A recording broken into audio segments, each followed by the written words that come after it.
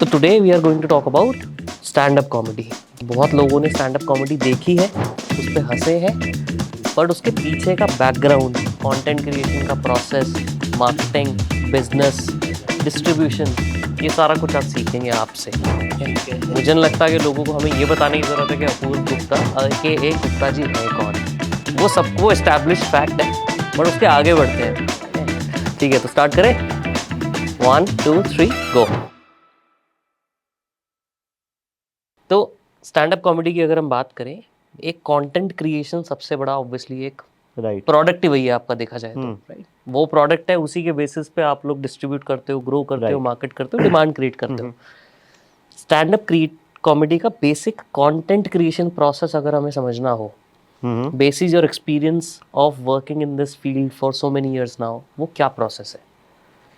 C content यार, मेरे हिसाब से दो लेवल पे आप बना सकते हो। एक तो आपके पर्सनल एक्सपीरियंसेस, जैसे सपोज मेरे साथ कुछ हुआ और मुझे लगा कि ये फ़नी हो सकता है, इसको मैं शेयर करने लग जाता हूँ।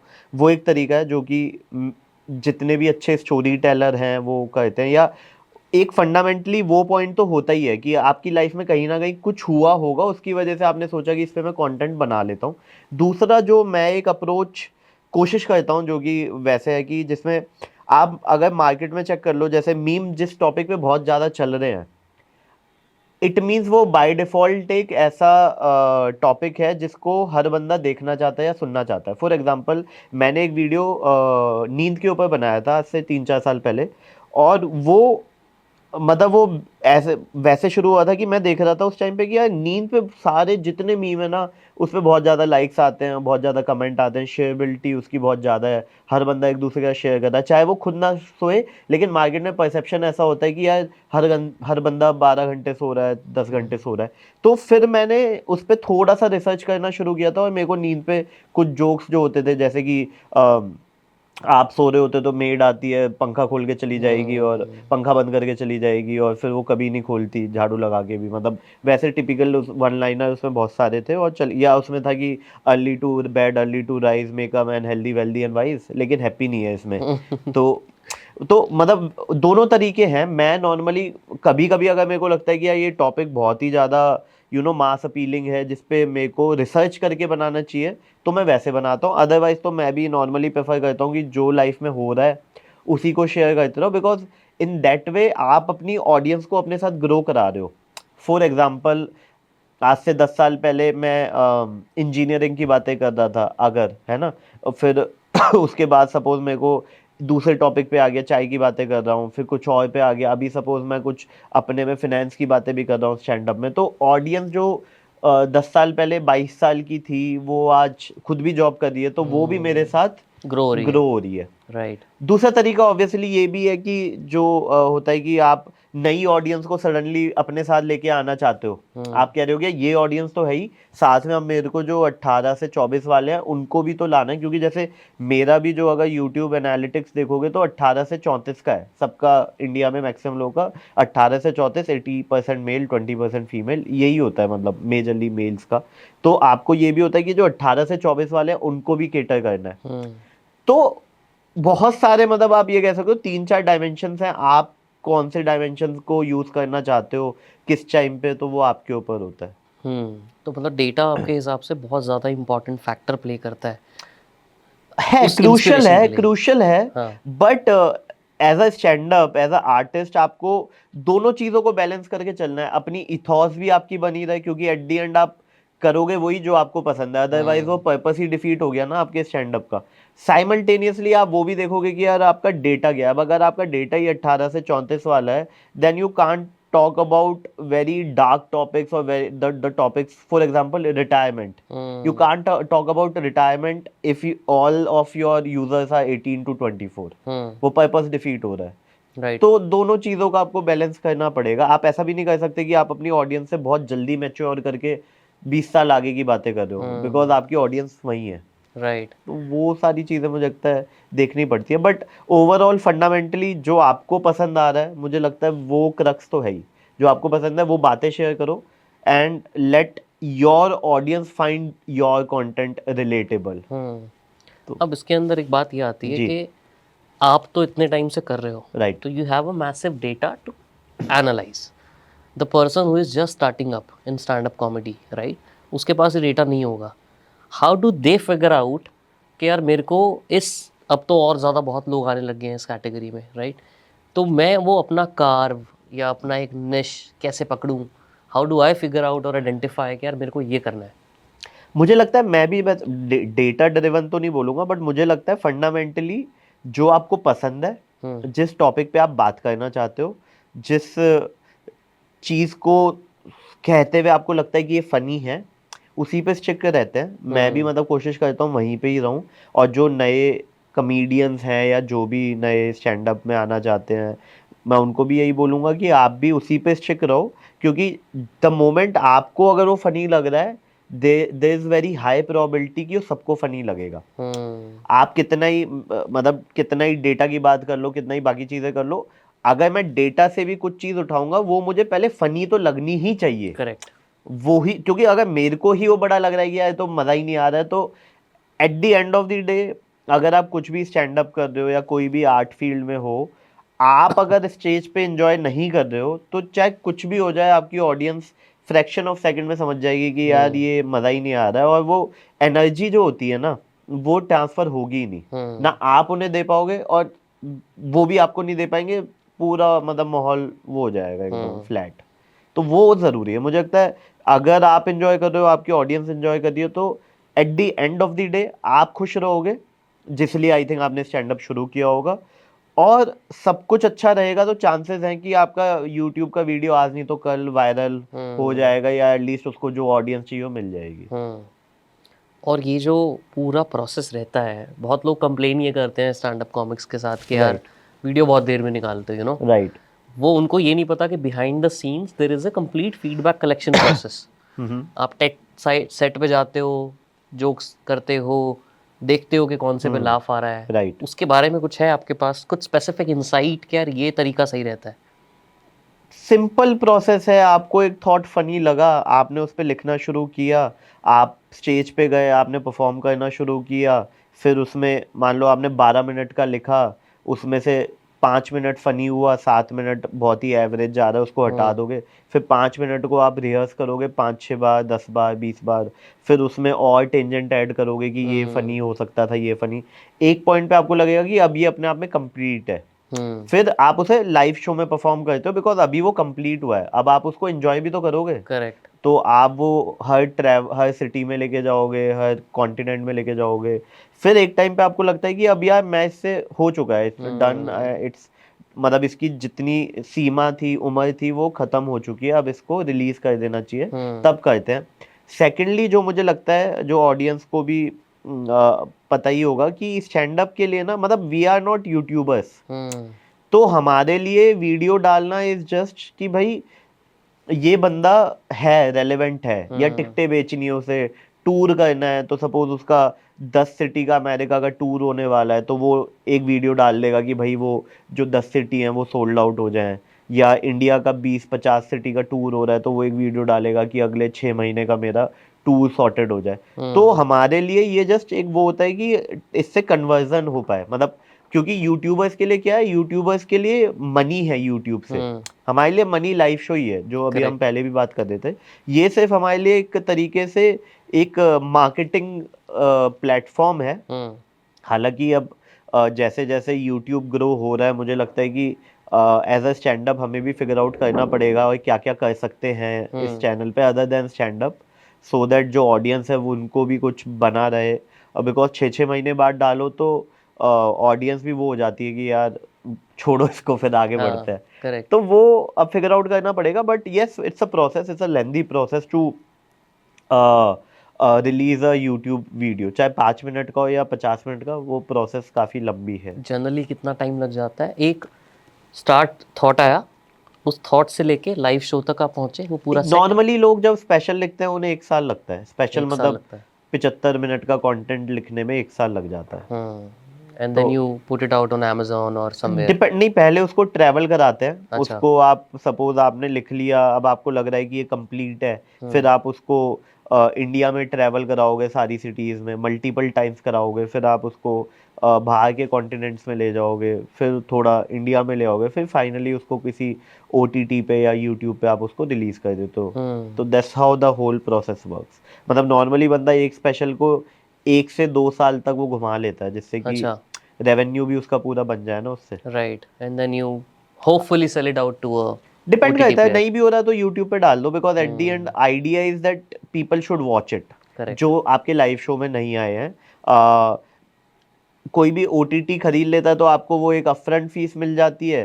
आप यूट्यूब पे डालते हो तो वो फिर अगर टुकड़ों में डालोगे तो ऐड के थ्रू वो टाइमली आता रहेगा, और एक साथ डालते हो तो आप उसमें ऐड के थ्रू भी उठा सकते हो पैसा, या फिर आजकल क्या होता है कि पे पर वो पे एज यू लाइक हाँ, वो वो वाला भी होता ऑप्शन आ है, गया है। हाँ, तो वो भी वो कर भी सकते हो। अभिषेक उपमन्यु ने भी किया था अभिषेक शायद। ने तो आई थिंक उसको दूसरे तरीके से उसने यूट्यूब प्रीमियम पे डाला था शायद अच्छा। उसको, कि आपको एक उसकी मेंबरशिप खरीदनी पड़ेगी हम्म। और फिर वो होगा। बट मल्टीपल मॉडल्स हैं, मतलब हम्म। OTT से ये होता है डायरेक्ट अपफ्रंट आपको एक अच्छा चंक मिल जाता है, जिससे आपकी सारी हेडेक खत्म, डिस्ट्रीब्यूशन उनका है, हम्म। मार्केटिंग उनकी है, सब उनका है, आप जस्ट अब रिलैक्स हो। If I may ask, OTT पे जैसे ये डील्स होती हैं, किस रेंज में नॉर्मली ये डील्स होती होंगी? मुझे लगता है 40 लाख से स्काई इज द लिमिट। अच्छा। मतलब 30-40 लाख से कोई इसका वो नहीं है, स्टार्ट हो डिपेंडिंग। जाता है नॉर्मली हाँ 30-40 लाख से। उसके हाँ बाद तो obviously depending on your popularity, हाँ, टाइटनेस ऑफ द सेट। बहुत सारे फैक्टर है, फिर आप हम्म। कितना यूजर बेस लेके आओगे हम्म। उस प्लेटफॉर्म पे, आपके स्पेशल के कारण, उस पे राइट। भी डिपेंड करता है। करेक्ट, विच नेटफ्लिक्स और Hotstar maybe doesn't have right now, which they also want कि ये इस स्टैंड अप कॉमिक के थ्रू हमारे पास कितनी ऑडियंस आ राइट रही है, and then right they figure right out. Right right. Okay. Okay.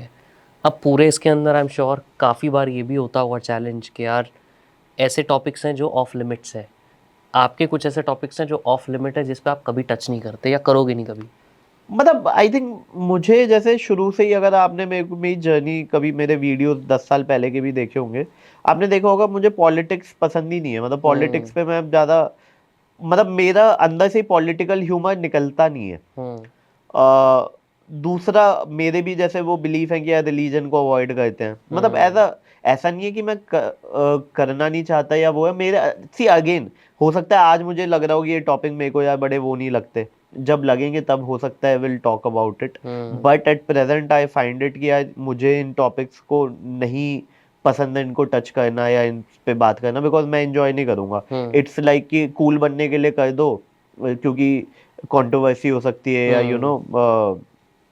कुछ हो सकता है, बट मुझे पर्सनली पसंद ही नहीं है। हम्म। इसलिए अगर आप देखोगे कि मेरे जितने वीडियोस आए हैं बहुत ही सिंपल टॉपिक्स पे होते हैं, मतलब बहुत ही डे टू डे एक्टिविटी, चाय, मैगी, हम्म। Salon, hotel, aeroplane. तो वो ऐसा है कि हाँ यार ये तो हुआ है बस मेरे साथ, कभी मतलब ना कभी मेरे साथ हुआ हाँ, है, बस होता हाँ। है कि यार मैं नहीं सोच पाया था, तूने सोच लिया अब तो। हाँ। मुझे वो वाले टॉपिक्स ज़्यादा वो लगते हैं कि जिसकी अपीलिंग ज़्यादा हो, हम्म। और खाना खाते हुए देख ले बंदा, मतलब बस हम्म। रात को 10 बजे के बाद चिल करने के लिए देख रहा है वो वीडियोस। राइट।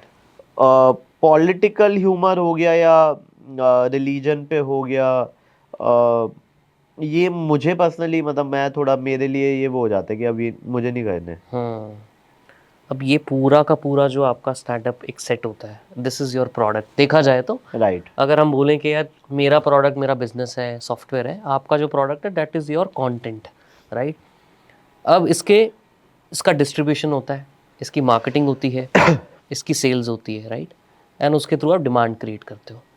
सबसे पहला जो आपका पॉइंट ऑफ सेल होता है दैट इज़ योर परफॉर्मेंस। जो आप अपना सेट क्रिएट करते हो उसको आप परफॉर्म करते हो जगह जगह जाके। अभी परफॉर्मेंस करते टाइम क्या रहता है एक प्रोसेस कि यार मुझे ये इस कंटेंट को इस तरीके से मॉड्यूलेट करना है, क्या उसके अंदर भी कोई एक सेट फ्रेमवर्क है? मुझे लगता है कि एज अ आर्टिस्ट कुछ चीज़ें आपको ना छोड़ देनी चाहिए, मतलब हम्म। बिकॉज अगर आप बहुत ज़्यादा टेक्निकलिटीज़ में भी जाओगे ना तो हम्म। आप उसका गुड़ गोबर ही कर दोगे, मतलब वो हम्म। ख़त्म ही हो जाएगा वो, हम्म। क्योंकि आ, आ इसलिए ही मैंने जब बताया कि हम 1 साल तक जब परफॉर्म करते हैं, वो ये होता है कि वो अपने आप स्टेज पे बनेगा सेट। हम्म। आप उसमें कुछ नहीं कर रहे हो, आप बस फ्रिक्वेंसी पे खेल रहे हो कि मैं 1000, मतलब 300 में 300 दिन में, सपोज आप 300 दिन ही स्टेज पे गए, तो आपने प्रोबेबिलिटी बढ़ा दी है अपने स्टेज पे जाने की, और जितना आप स्टेज पे गए अपने आप आपका सेट बढ़े जा रहा है, क्योंकि हमारा जो माइंड है वो एक लेवल, मतलब जैसे आपने देखा होगा एक लेवल के बाद अगर आप कुछ भी लिखने बैठोगे तो आपसे लिखा नहीं जाएगा, एक ब्लॉक आ जाता है आपका ना, डेड एंड आ जाता है। करेक्ट। बट तो उसलिए क्या कहते हैं, आप स्टेज पे जाते रहोगे, अपने आप आपका जो सेट है वो अपने आप एक शेप लेता रहेगा। आज लेगा, आज ये जोक नहीं आएगा, कल नई ऑडियंस पे करोगे, कभी कोई ऑडियंस दे देगी, कभी आपके माइंड से कुछ सडनली एक थॉट आ जाएगा। तो that's how you will make the set. जब आप 300वीं बार आप कर रहे होगे, 200 बार 250 बार कर चुके होंगे, आपको खुद ही दिख जाएगा यार वहां पे लाफ्टर आ रहा था, इसको अब मैं पीछे ले जाता हूँ, इसको आगे ले जाता हूँ, क्योंकि अब आप उस सेट के साथ जी रहे हो। करेक्ट। आप सुबह शाम उस सेट से ही बातें कर रहे हो, तो आपको पता है यार ये वाला बिट को यहाँ ले जाता हूँ, इसको वहां लगा दूंगा, ये ऐसे आप खुद ही एडिटर बन गए हो, खुद ही डायरेक्टर बन गए हो। ये वाला जोक मैं यहाँ पे करूंगा, इसमें बॉडी ऐसे रहेगी, वॉइस मॉड्यूलेशन ऐसे रहेगा, वो खुद होगा।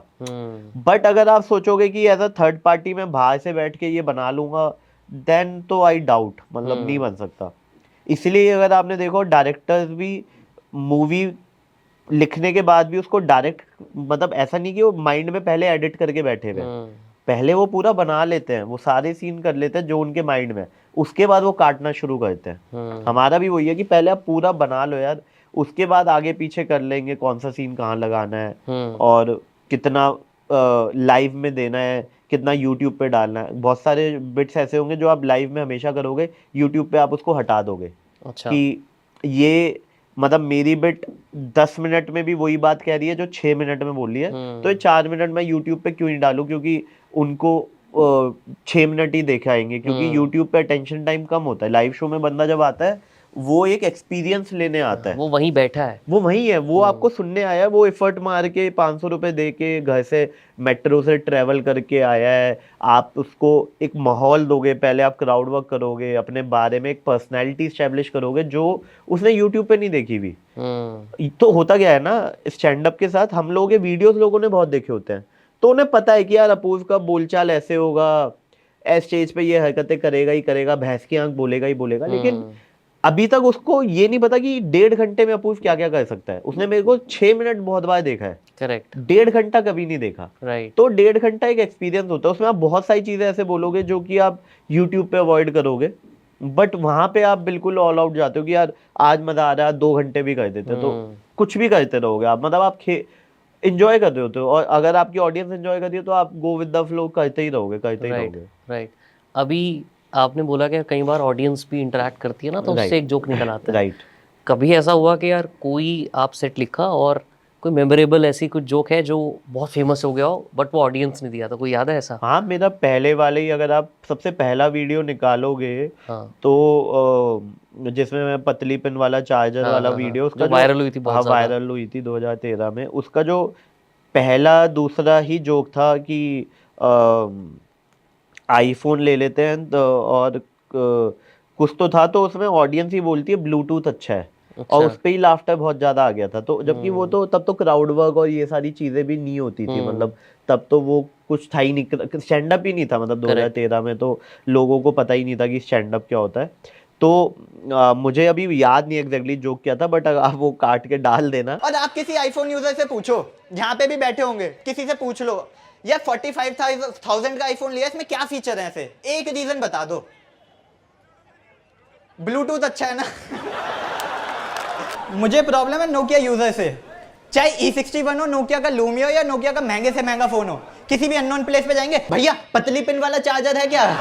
तो ऐसे बहुत सारे, मतलब अब तो क्राउड वर्क करते रहते तो कुछ कुछ आता रहता है, लेकिन ऑडियंस देती रहती है normally. Top of my mind तो नहीं है, लेकिन बहुत बार ऑडियंस बहुत बेटर दे देती है। तो इसलिए आई थिंक बैक टू कि आप स्टेज पे जाना जरूरी है आपको, क्योंकि ऑडियंस के साथ एक एनर्जी एक्सचेंज हो रही है, वो जितनी ज़्यादा होगी उतना ज़्यादा आप उस सेट को जियोगे। अगर हम इसको बिजनेस सेंस में बोले ना, तो your audience is your beta testers, live हाँ, शोज। प्रोडक्ट मार्केट फिट कराने की आप कोशिश कर रहे हो। करेक्ट। अगेन आप प्रोबेबिलिटी बढ़ा दो ना, आप 100 लोगों को दिखाने के बजाय 1,500 लोगों को दिखा दो, तो आप वो अपनी स्पीड बढ़ा रहे हो प्रोडक्ट मार्केट फिट की, अगर आपकी भाषा में मैं बोलूँ। तो वो 1 साल में आप इससे, मतलब नॉर्मली जैसे अब जो बंदा दिल्ली बॉम्बे में है वो हो सकता है उसको 6 महीने में क्रैक कर देगा, बिकॉज उसके पास going on stage, the probability of going on stage is way more as compare to someone who is living in Jaipur और may be in some tier 2 city. Correct. तो यहाँ पे वो बंदा फ्राइडे सैटरडे संडे में ही 6 से 7 स्पॉट कर सकता है, मे बी मोर, हाँ, जो कि छोटे शहर में उसके लिए टफ होगा। तो अगेन सिंपल है वो मॉडल। बट ये स्पॉट मिलना भी तो अब ज़्यादा मुश्किल नहीं होता जा रहा होगा धीरे धीरे करके? डिपेंड करता है आप किस उस पे, जैसे if you are a crowd puller it's easy to get the spot, because आपके बिहाफ पे फिर आपके नाम पे जनता आ जाएगी। तो क्राउड पुलर के लिए इतना मुश्किल नहीं होता है। बट क्राउड पुलर बनोगे कैसे जब तक आपने शो नहीं किया? या वो एक कैच है ही, वो तो अब जैसे मुझे वो लगता है जैसे जब मैं था, मैं 2012 में 11 में स्टैंड अप शुरू किया था, 11-12 के बीच में। तो महीने में एक स्पॉट मिलता था 4 मिनट का। फिर वही वो होता था कि यार वो 4 मिनट को आपको हर बार नया करना है। तो अब आपके पास एरर फाइंड आउट करने के चांसेस बहुत कम हो गए हैं। मतलब आपको एकदम परफेक्ट वही लेके जाना है। फिर उसके बाद जैसे मैं तब और ढूंढता था, जैसे मैं क्या करता था तब ओपन माइक तो नहीं होते थे, तो किसी बड़े कॉमिक्स के साथ उसके साथ शो में चले गया। कॉलेज शो में मैं 20 मिनट करके आ रहा हूँ, सब नया है और जनता को नहीं पता ये नया कंटेंट है, और मैं वहाँ पे भी टेस्ट ही कर रहा हूँ। तो अगर आपके पास अपॉर्चुनिटी नहीं है स्टेज की, आपको बनानी पड़ेगी। करेक्ट। तो वो बनानी पड़ेगी, तो बनानी पड़ेगी। मतलब either you will adjust in the ecosystem और create your ecosystem, this is the only two ways. तो वो बात बोलना कि यार इनको स्पॉट नहीं मिल रहे, आर्टिस्ट बहुत ज़्यादा हो गए हैं, स्पॉट कम हो गए हैं, वो हमेशा ही चलेगा। आज से 20 साल 10 साल पहले जब मैं करता था तब अपॉर्चुनिटीज़ कम थी, आर्टिस्ट कम थे, तो अपॉर्चुनिटीज़ कम थी, अपॉर्चुनिटी कम थी, तो फिर आप वही प्रॉब्लम है। मतलब वो तो it's always a catch 22 situation ना। राइट। तो वो हमेशा ही रहेगा। वो आपको डिमांड भी तो देखा जाए आप लोगों ने ही बनाई है ना। हाँ, तो डिमांड बढ़ेगी तो सप्लाई भी बढ़ेगी। अब सप्लाई बढ़ेगी तो कंपटीशन बढ़ेगा। करेक्ट। पहले डिमांड नहीं थी तो सप्लाई भी नहीं थी। Correct correct. बहुत केसेस में ऐसा भी हुआ होगा कि बहुत कोई खर्च शोज किए होंगे जो सोचे होंगे यार बहुत अच्छे जाएंगे, लाइव शोज, और वो बहुत गंदी परफॉर्मेंसेस राइट। गई होंगी। हाँ कोई है ऐसा बहुत एग्जांपल? सारी है यार। वही है एक्चुअली लाइफ में। अच्छी परफॉर्मेंस कम ही है।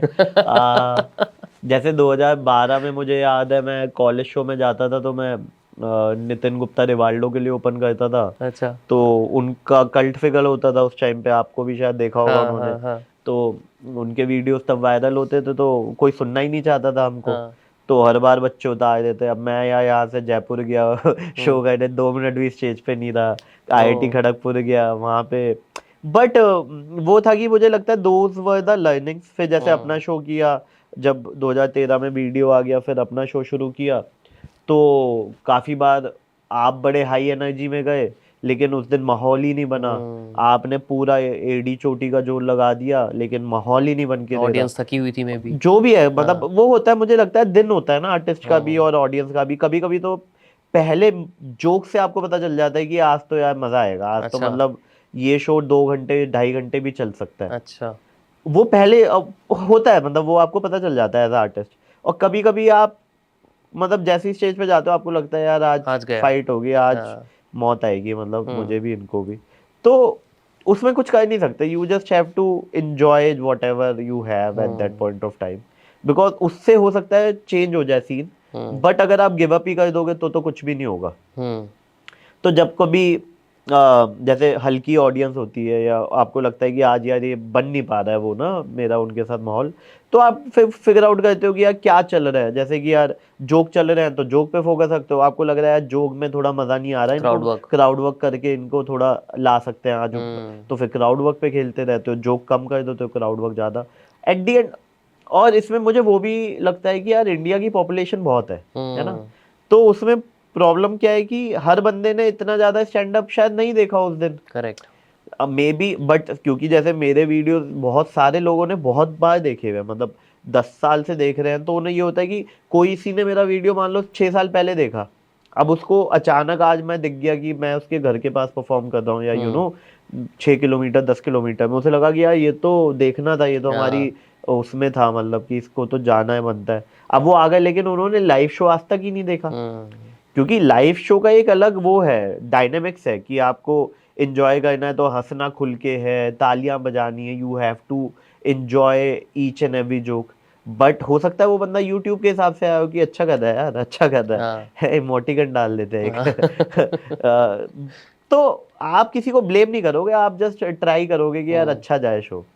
तो मतलब ऑन द स्पॉट भी डिसाइड कर लेते हो कि यार ये आज क्राउड वर्क करना है, बहुत वो, इंस्टेड ऑफ हाँ सेट जो मैं हाँ, सोच के आया वो था। तो यार obviously because you have to figure out कि कैसे ये शो को अच्छा बनाना है। हम्म कभी कभी आपको, जैसे रिसेंटली मैं देहरादून में शो कर रहा था तो मेरे को रियलाइज हुआ कि यार बहुत फैला हुआ वेन्यू था, बहुत बड़ा वेन्यू था, बहुत फैला हुआ था। और मुझे लग रहा था कि थोड़ी देर बाद कि इनको जोक्स में मज़ा आ रहा है, लेकिन क्राउड वर्क में तो ये बावले ही हो रहे हैं। अच्छा तो फिर मैंने कहा ठीक है, अब जो भाई जो ऑडियंस की डिमांड है तो हम्म वो ही करते हैं फिर। तो क्राउड वर्क को थोड़ा ज़्यादा फिर मैंने कर दिया था, कंटेंट को थोड़ा मैं कम कर रहा था, कैसा नहीं कि नहीं किया। हम्म और जैसे ही मेरे को लगता था अब ये साथ में आ गया, फिर मैं कंटेंट का एक पीस हम्म डाल देता था। हम्म तो आपको मतलब हर दिन एक नए एक्सपीरियंस के साथ ही आना पड़ेगा। With an open mind. हाँ हाँ, आप अगर सोचो कि मैं सबकॉन्शियसली करता रहूंगा और मेरा एक दिमाग हम्म नोट गिन रहा है तो वो नहीं होगा आपको। मतलब आप आई थिंक अगर आप स्टैंड अप देखोगे ना तो स्टैंड अप में आर्टिस्ट हमेशा 200% वही होता है। तभी उसके क्राउड वर्क में जो फनी चीज निकल के आती है वो कैसे आएगी? करेक्ट। आप subconsciously you can't be funny on stage, you have to be attentive, you have to listen what they are saying, then you have to come up with your revert. And because of your experience chances are कि वो funny आएगा, नहीं आएगा तो भी ठीक है, नहीं आया तो नहीं आया, मतलब उसमें कोई बुरी बात थोड़ी है कि हर बार आप फनी होगे। नहीं आया तो आगे बढ़ते हैं। करेक्ट। तो वो लगता है मुझे पूरा, मतलब वो प्रोसेस को आप इंजॉय करते हो उस स्टेज पे तभी सारी चीजें बन पाती हैं। नोट गिनने की भी जो बात की है ना अभी नोटों मजाक कर रहा नोटों पे था। आते हैं बिल्कुल। ठीक है। मैं आपसे वो क्वेश्चन नहीं पूछने वाला कि अच्छा कितना कमा लेते हो, वो राइट। पॉइंट नहीं है, वो बहुत लोग पूछते रहते होंगे। हम्म We want to learn the business side. We have learned about the content creation part, the performance, the product of stand-up comedy. अब थोड़ा सा हम सीखते हैं कि यार इसके बिजनेस साइड क्या है, रेवेन्यू मॉडल क्या होता है, स्टेज परफॉर्मेंस में नॉर्मली क्या पैसा मिलता है, वो सब थोड़ा सा बात करते हैं, so that people get to know the behind the scenes of business aspect of it. अभी अगर मैं स्टैंड अप कॉमेडी की बात करूँ, कौन कौन से एवेन्यूज होते हैं पैसे कमाने के इसमें फॉर एन आर्टिस्ट? सी, एक तो डेफिनेटली लाइव शो है जिससे आप एक मोटा चंक कमाते हो। लाइव शो में भी 3-4 पार्ट होते हैं। एक कॉर्पोरेट शो होता है जैसे किसी कंपनी ने बुला लिया, RNR है उनकी, rewards and recognition, sales meet हो गई, एम्प्लॉय एक्टिविटी हो गई, उनकी डीलर्स के लिए कोई मीट है, मार्केटिंग बजट है उनका, वो सारे। तो उसमें हम परफॉर्म करते हैं, ठीक है, तो उससे एक अच्छा चंक आता है मेरे लिए, मतलब सबके लिए कह सकता हूँ, काफ़ी लोगों के लिए। दूसरा कॉलेज शो में प्रो नाइट्स होती हैं फेस्टिवल में, वहाँ से रेवेन्यू आता है। तीसरा एलुमनाई मीट या प्राइवेट फंक्शन हो गए। एलुमनाई मीट तो जैसे एक अलग ही कॉलेज शो का पार्ट हो गया। प्राइवेट फंक्शन हो गया जैसे सपोज किसी की बर्थडे पार्टी है, किसी की शादी वेडिंग है, है, हाँ। वेडिंग में कुछ वेडिंग से 2 दिन पहले एक्टिविटी है या 2 दिन, एक आध दिन बाद। ये तीन, और चौथा public shows. Public shows ticketed venue, जैसे ये यहाँ पे गुफ्तगू में बहुत सारे शोज होते हैं, तो यहाँ पे सपोज 500 के हिसाब से 100 लोग आए तो 50,000 आपका बन गया एक। ऑब्वियसली उसमें से डिडक्ट होगा, GST हटेगा, BMS का कट हटेगा, बाकी कटेगा जितने, और कोई भी प्लेटफॉर्म इनसाइडर है जो भी है उससे कटेगा। फिर रेव शेयर भी होता है कि किस वेन्यू के साथ आप कोलैब कर रहे हो, वो भी कुछ उसमें अपना पार्ट होगा, बिकॉज उसके भी लॉजिस्टिक्स है। फाइनली आपके पास एक चंक आ जाएगा। या सपोज आपने कोई ऑडिटोरियम बुक किया तो उसकी कॉस्ट हटाओ, ट्रैवल टीम की कॉस्ट हटाओ, तो profit minus expense, top line minus expenses, net profit. Again net profit में कितने उसके वो हैं पार्टिसिपेट करने वाले आर्टिस्ट प्लस प्रमोटर, जो भी उनकी डील थी प्रमोटर के साथ, उसमें से प्रमोटर का कट हो गया, आर्टिस्ट का आ गया। आगे समझ में मतलब, ठीक है। ये एक रेवेन्यू हो गया लाइव शो। दूसरा हमारा होता है यूट्यूब से पैसा आता है, जो भी आजकल 53,000 1 मिलियन व्यूज पे चल रहा है, तो 1 वो मान मिलियन ले। व्यूज पे 53,000 ये रुपीस यूट्यूब ने या कहीं पे एवरेज है मैंने ये। सुना था, मुझे नहीं भी पता, मैं इतना काउंट नहीं करता, बट ये बोल रहे हैं तो चलो मान लेते हैं। हाँ। इंडियन व्यूज होंगे मुझे लगता है ये, है ना। तीसरा होता है आपका ब्रांड कोलैब, यूट्यूब पे ही, ठीक है, जैसे यूट्यूब या इंस्टाग्राम पे बोल लो। हाँ नहीं, ब्रांड कोलैब फिर आप सब पे ही ले जाते हैं, तो अगर आपका डिस्ट्रीब्यूशन इंस्टाग्राम पे है, यूट्यूब पे है, लिंक्डइन पे है, फेसबुक पे है, तो आपके पास ब्रांड आएगा, वो बोलेगा कि भाई तेरा 1 मिनट का वीडियो है, इसमें 10 सेकंड का मेरा प्लग इन मार दे, तो मैं तुझे एक्स अमाउंट एक्स्ट्रा दूंगा। वो एक तरीका हो गया। तो ये तीन तरीके हो गए। चौथा, जैसे अभी आपके पास क्योंकि अब फेस वैल्यू है, अगर आपके पास स्किल है, तो जैसे सपोज अभी मैंने मूवी भी की थी, तो आप एक्टिंग को भी यूज कर सकते हो, मतलब you can use your those skills. वो तो आपका फ्यूचर ग्रोथ हो गया। हाँ, मतलब वो फिर अब आपके पास एवेन्यूज हैं बहुत सारे, आप एक्टिंग कर सकते हो, आप किसी ब्रांड का फेस बन सकते हो, आप किसी आ, हाँ यही है मुझे लगता है, और मुझे दिमाग में भी और आने थे। और एक ओटीटी वाला हो गया कि आप वो उनको अपना हाँ, वो आप अपना प्रोडक्ट बना के बेच दोगे, एक वो सेट ओटीटी, बनाया और हाँ ओटीटी सेट पे सेल बना कर के दिया। ओटीटी को बेच दिया। तो वो भी अगेन वही है, यूट्यूब का जो यूट्यूब से ऐड आने थे, वो अब डायरेक्ट ओटीटी आपको ओटीटी पे फ्रंट दे देगा। रहा है, करेक्ट तो वो ऐड अब उस वो बेच चलाएगा आपके करेक्ट बिहाफ पे। करेक्ट। तो वो सारे ही हैं मुझे लगता है। और तो नॉर्मली यही है, हाँ। नॉर्मली ये जो प्लेटफॉर्म्स होते हैं जैसे बुक माई शो, या इनका एवरेज क्या परसेंटेज कट रहता है? मतलब आइडियली मैं डील नहीं करता, तो मुझे इतना आइडिया नहीं है, बट आई थिंक 8-10% तो लेते हैं ये भी अपना प्लेटफॉर्म फीस। ओके। मुझे एग्जैक्टली पता नहीं है, क्योंकि एज अ आर्टिस्ट हम प्रमोटर के साथ काम करते हैं, तो जो प्रमोटर पूरा हैंडल करता है। लॉजिस्टिक्स देखता है, प्रमोटर इनके साथ काम करता है। अच्छा ओके। तो मुझे एग्जैक्टली पता नहीं है कि बीएमएस कितना लेता है, इनसाइडर कितना लेता है, बट 5-7-10% तो हो गई यार, वरना चलेगा कैसे। और किस पॉइंट पे आके नॉर्मली एक आर्टिस्ट को कोई सेलिब्रिटी मैनेजर या वो रिप्रेजेंटेशन करने लग जाते हैं?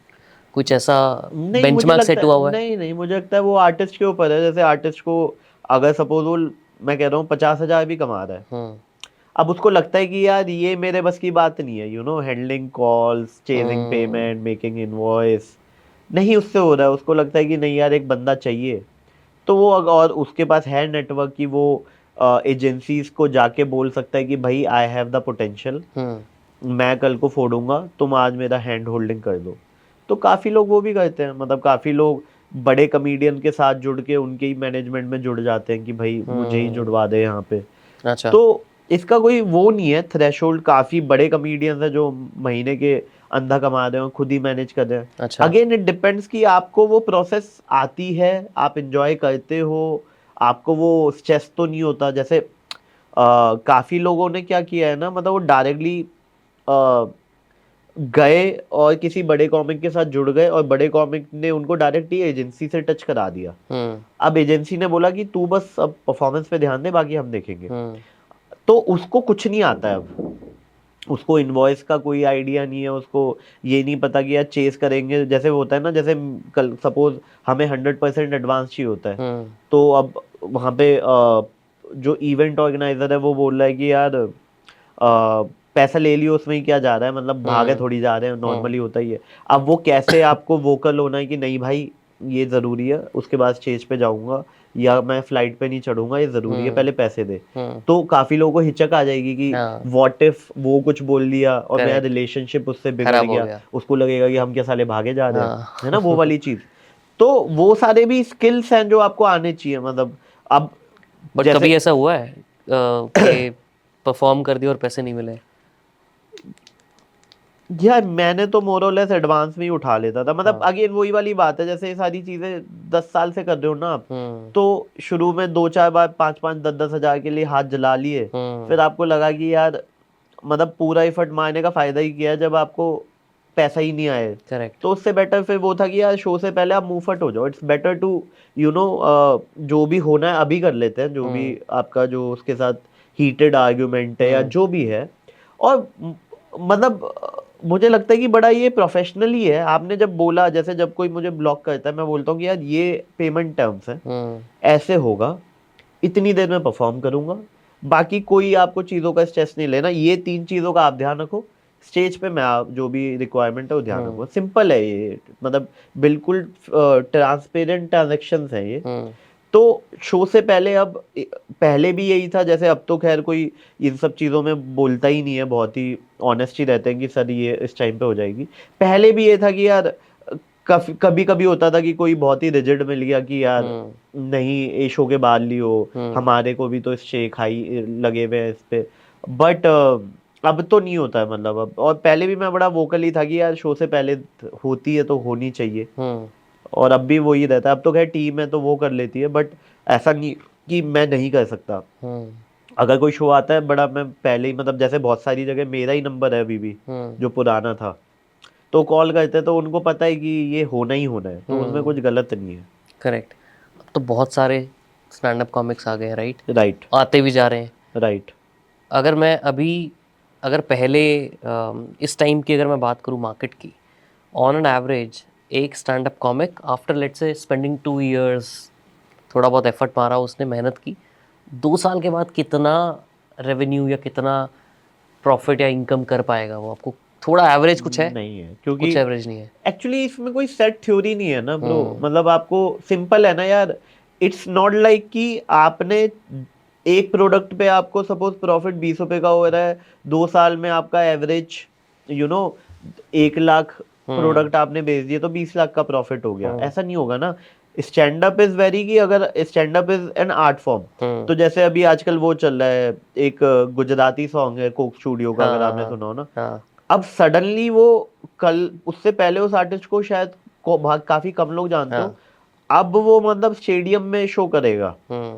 तो अब आप बोलो तो यार 1 महीने में ये इक्विवेलेंट हो ही नहीं पाएगा ना कभी। करेक्ट।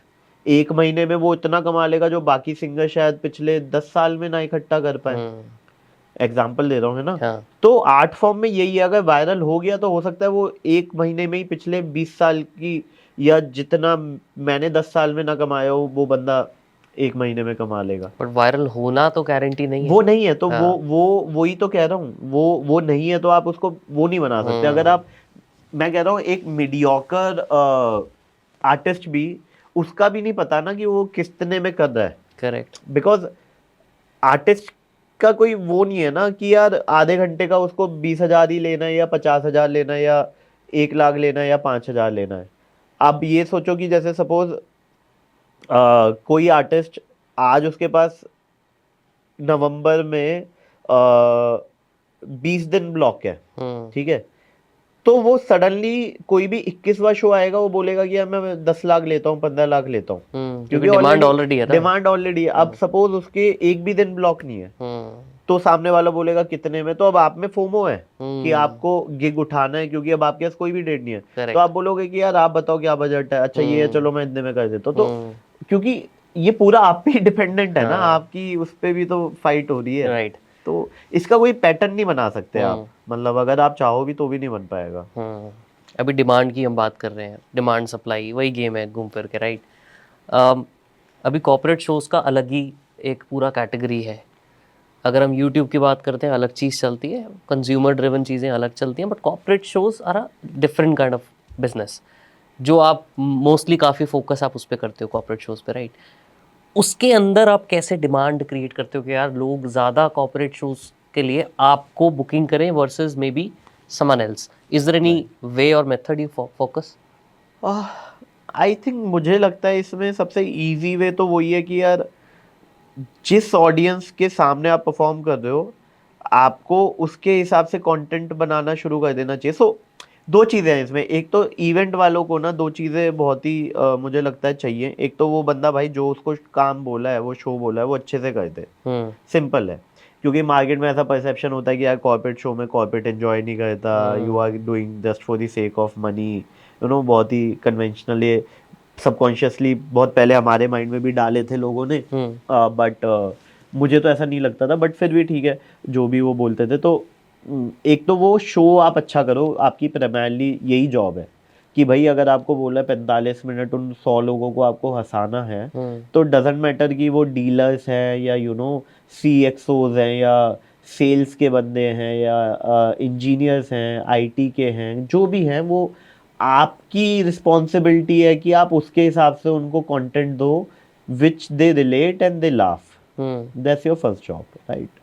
सेकेंडली जो मुझे लगता है बहुत ही इम्पॉर्टेंट है, अगर आप उनके साथ प्रोफेशनल हो at all the levels, and when I say at all the levels means कि भाई अगर उसने बोला है कि यार 7 बजे आपको आना है, 8:30 7:30 पौने 8 का शो है, और आपको हो सकता है आधा घंटा वेट करना पड़े, और जो भी मतलब वो चाह रहा है वो अगर आप कर देते हो, तो मुझे लगता है वो probability are very high that he will work with you again, despite कि अगर चाहे आपका शो थोड़ा एवरेज भी चले जाए, but there is a high chances कि अगर आपका शो बहुत अच्छा गया बट आपने इवेंट वाले को एकदम ऑन द टोज रखा हुआ है कि भाई 7:30 बोला था, आप 7:45 पे आ रहे हो, उसकी फटी पड़ी है, वो क्लाइंट की गाली सुने जा रहा है, फिर स्टेज पे गए, आपने बोला था कि यार 30 मिनट करियो, आप 25 पे उतर के आ गए या 50 कर दिया, दोनों लेवल पे प्रॉब्लम है ना, बिकॉज इवेंट वाले ने एक शो फ्लो बनाया हुआ है, सारी चीजें उसके अकॉर्डिंगली अलाइंड है कि भाई 7:30 बजे ये खत्म होगा, 8 बजे डिनर खोल देंगे, 9 बजे बैंड आ जाएगा, सब कुछ डिफाइंड है, 10 बजे तक दारू बंद करनी है बिकॉज होटल वाले के साथ हमने ये डील कर रखी है। तो दोनों चीजों में आपको वॉट एवर बिकॉज वो एक डायरेक्टर है यार उस शो का, correct, and we are an actors on that particular day, so आपको उसके हिसाब से अपने पूरे whatever he says that should be followed, that what I feel, उसके हिसाब से मुझे लगता है फिर आपकी बहुत सारी चीजें इजी हो जाएंगी, and probability are he would want to work with you again. एक नेचुरल प्रोग्रेशन तो फिल्म्स हो गई, आप ऑलरेडी फिल्म्स में आ चुके हो, राइट, और भी फिल्म्स आई एम श्योर कर रहे होगे, अभी डिस्क्लोज नहीं कर सकते, है ना, तो और इसके अलावा मीडिया एंड एंटरटेनमेंट स्पेस में एक क्या हो सकता है, क्या राइटिंग बिहाइंड द सीन्स जो फिल्म्स के लिए राइटिंग करनी होती है, उस कैटेगरी के अंदर भी एक्सप्लोर किया जा सकता है कुछ काम?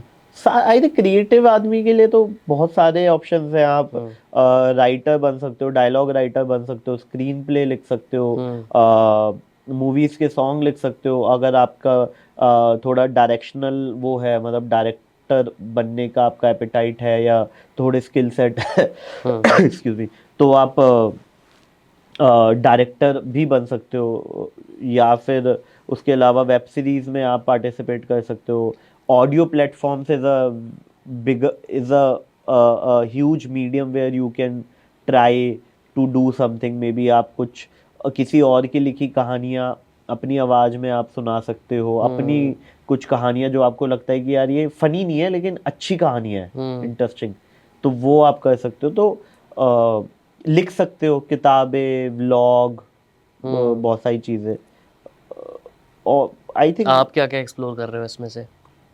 मैं अभी मेजरली ऑडियो प्लेटफॉर्म्स के लिए कुछ कुछ कोशिश कर रहा हूँ, और audio stand up platform as in Spotify वगैरह ये सब चीज़ें इनके साथ, या कुछ सिमिलर, समथिंग, हाँ something on that particular field, या फिर मुझे लगता है अभी मैं स्टैंड अप पे ही फोकस करना चाहता हूँ, बिकॉज मुझे लगता है स्टैंड अप में अभी बहुत ज़्यादा है, मतलब काफ़ी ज़्यादा अपॉर्चुनिटीज़ है, बाकी मूवीज़ तो अपने आप अगर आ जाएं तो अच्छी बात है, वो उसमें मैं वैसे रहता हूँ कि अच्छा रोल आएगा तो मतलब definitely I would love to do.